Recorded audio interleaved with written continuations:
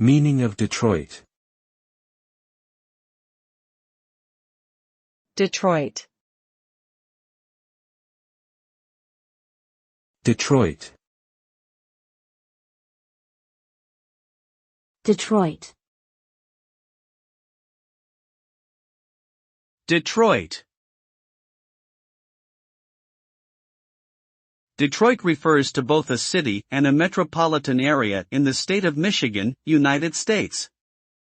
The city is known for its contributions to the automotive industry and as a center for music, particularly in the genres of Motown and techno. It is also known for its struggles with economic decline, population loss, and urban decay, although there have been recent efforts to revitalize the city. Overall, Detroit has a rich cultural history and remains a significant location for the automotive and music industries.